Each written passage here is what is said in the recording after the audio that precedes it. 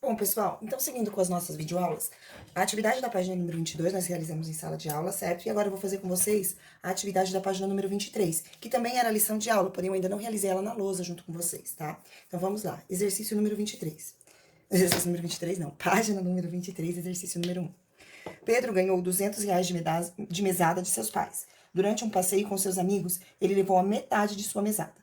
Nesse passeio, Pedro gastou metade do que levou em lanche. Determine a quantidade que Pedro gastou com seu lanche. Então, ele ganhou R$ 200 dos seus avós.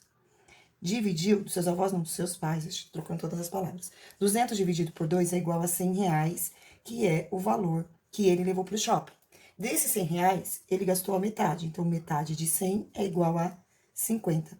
Portanto, ele gastou no shopping, na sua comida, né? No lanche que ele fez, R$ 50.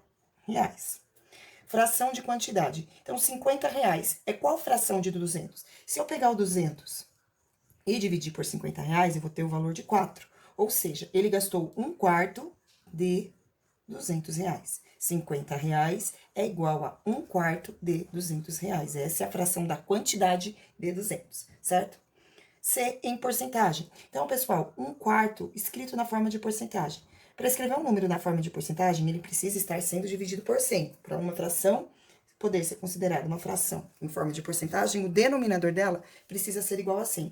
Então, o que vocês devem pensar? Qual é o número que eu faço vezes 4 e o resultado é igual a 100? Eu sei que se eu fizer 25 mais 25, eu tenho 50, mais 25, 75, mais 25, 100. Ou seja, 4. Se eu pegar o 100 e dividir em 4 partes iguais, eu vou ter 25. Então, basta eu fazer vezes 25. Então, 1 vezes 25 é igual a 25. 4 vezes 25 é igual a 100. Então, aqui eu tenho 25%.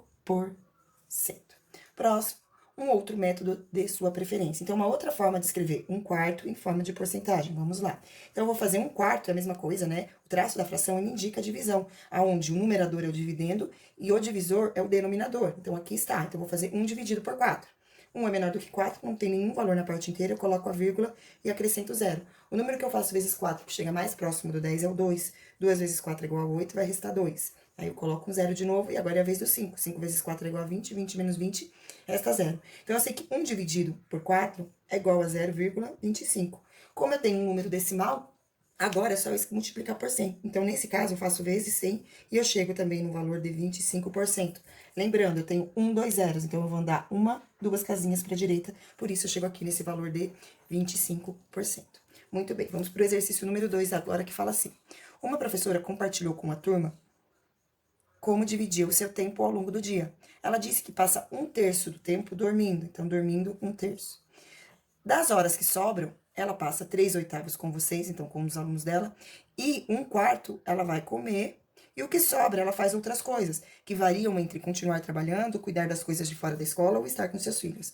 Alternativa A, determina a quantidade de horas que ela passa dormindo. Então, ela passa 1/3 do dia dormindo. Então, 1/3 do dia, que tem 24 horas. Então, 1/3 de 24 horas. 24 dividido por 3 é igual a 8. Portanto, ela passa 8 horas dormindo. Das horas que sobram, então, do tempo que sobra, ó, das horas que sobram, então, se eu fizer 24 menos 8, vão restar 16 horas. Essas 16 horas que sobram, dessas 16 horas que sobram, ela passa 3/8 com os alunos dela. Então, agora eu vou calcular 3/8 de 16. Então, eu faço 16 dividido por 8, que é o denominador, então eu tenho que é igual a 2, só que são 3 partes que ela quer. Então, é 3 mais 3 mais 3, ou 2 vezes 3, que vai ser igual a 6 horas. Portanto, 2 vezes 3 que é igual a 6. Portanto, ela passa 6 horas com os alunos dela. Depois, a quantidade de horas que ela passa comendo. Então, nós já vimos que sobraram 16 horas. 1/4 ela passa comendo. Então, ela vai passar 16, 1/4 de 16. Ou seja, 16 dividido por 4, que é igual a 4 horas. Então, ela passa 4 horas se alimentando. Do dia dela, 4 horas é dedicado às refeições. A quantidade de horas que ela passa fazendo outras coisas. Então, vamos lá, gente. Eu sei que ela passa 8 horas.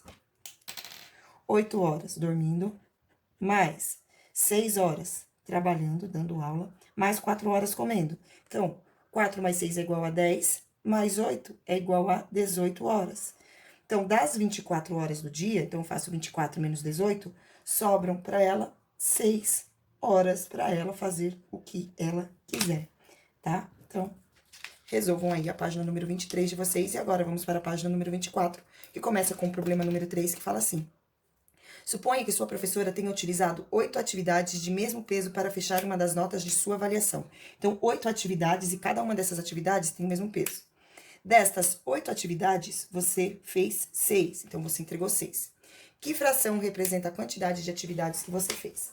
Pessoal, quando vocês forem resolver esse tipo de conta, né? Primeiro, vocês sempre vão ter que colocar no denominador todos os valores que foram apresentados, todas as oportunidades que a professora ofereceu. Nesse caso, foram 8 atividades que a professora ofereceu. Dessas 8 atividades que a professora ofereceu, as que você fez são o numerador. Então, no caso, são 6, né? A pessoa aqui do problema. Então, são 6 de 8. Resposta: qual fração que representa essa quantidade? 6 oitavos. Acontece que o 6 e o 8 são números pares e eu posso escrever essa fração da forma irredutível, da forma simplificada. Então, vocês devem fazer isso toda vez. 6 dividido por 2, 3. 4. 8 dividido por 2, 4. Então, a fração será 3 quartos. Muito bem. O valor decimal que essa fração representa. Pessoal, o valor decimal é o valor com vírgula, tá? Então, é realizando a divisão. Qual é o valor que ela representa? Então, vocês vão ter que fazer a divisão.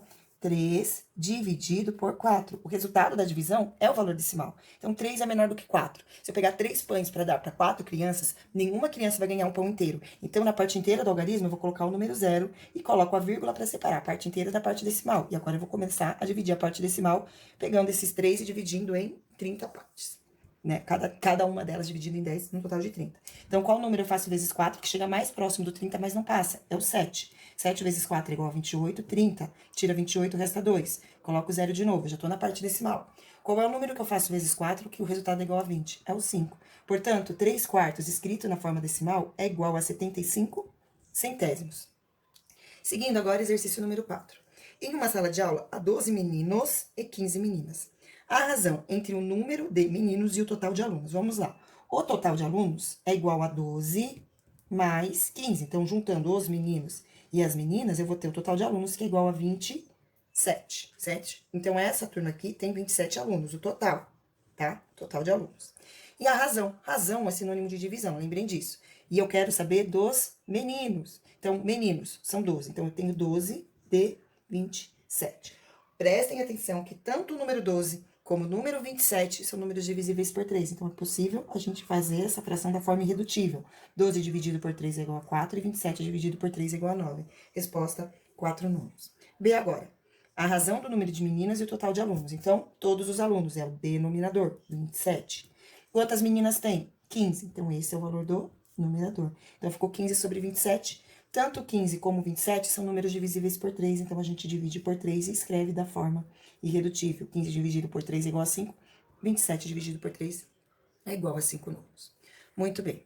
Observe a figura a seguir para responder as questões 6, 7 e 8. Então, nós temos aqui, groselha é o nome de uma fruta e os seus possíveis usos entre seus possíveis usos está o xarope de groselha, que está à venda no mercado. Observe o rótulo do suco. Então, tá aqui, né, xarope de groselha, uma parte do produto, ó, diluição, uma parte do produto para 9 partes de água gelada. Então, você tem que pegar o produto, uma parte então, 1/10. Nós estamos falando de 1 litro, ó. 1 litro, que é igual a 1000 ml. Então, se eu pegar os 1000 ml e dividir por 10, eu vou ter 100 ml em cada parte, certo? Então, 1/10, que é igual a 100 ml, eu vou ter que usar do produto. E 9 partes, ou seja, 9 partes de 10, que será igual a 900 ml, eu vou ter que diluir com água, tá bom? Então, aqui com água. Vamos para as perguntas. Então, o exercício fala assim, exercício 5. A razão da quantidade de xarope para a quantidade de água.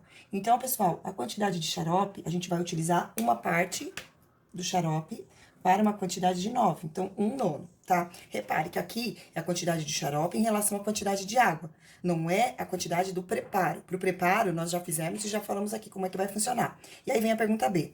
A razão da quantidade do xarope para o total. E aí, sim, aqui eu estou falando do preparo. Então, em relação ao preparo, a gente vai utilizar 1/10 do produto, certo?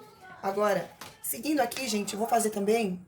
Então, eu vou fazer também aqui para vocês o exercício número 6. Então, pessoal, 6. Determine a quantidade de xarope necessário para fazer 200 ml de suco. Então, eu sei que eu vou utilizar 1/10 de 200 ml, porque agora eu vou fazer 200 ml desse xarope. Então, o que eu devo fazer? 200 dividido por 10. 200 dividido por 10 é igual a 20 ml. É a quantidade que eu vou utilizar, tá bom? De suco para fazer 200 ml de xarope. Do suco, do composto lá. 7. Com base nas figuras a seguir, determine o que se pede. Então, aqui eu tenho a figura original, que é essa daqui, e aí tem a figura A, B e C. Vamos ver.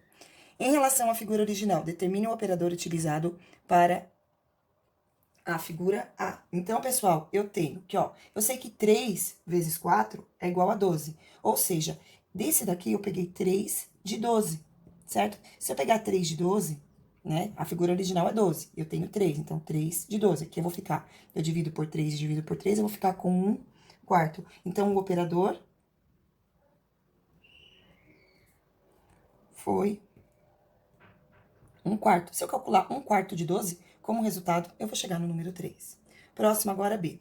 Em relação à figura original, determine o operador utilizado para a figura B. Justifique. Gente, na figura B, eu tenho aqui a relação, é de 12 para 24. Ou seja, eu dobrei, então eu tinha... Então, como é 24 a figura B, eu sei que se eu fizer 2 vezes 12, eu tenho a resposta 24. Portanto, o operador utilizado foi 2, tá? Porque eu dobrei. Aqui eu diminuí, então eu dividi por 4. Aqui, como eu aumentei o tamanho, eu multipliquei por 2. C. Em relação à figura original, determina o operador utilizado na C, ó. A C. Então, o 12 foi para 4. Então, eu peguei o 4 de 12. Ou seja, aqui eu divido por 4, eu vou ficar com 1/3. Portanto, o operador foi 1/3. E essa foi a nossa aulinha de hoje, gente. Beijos, tchau.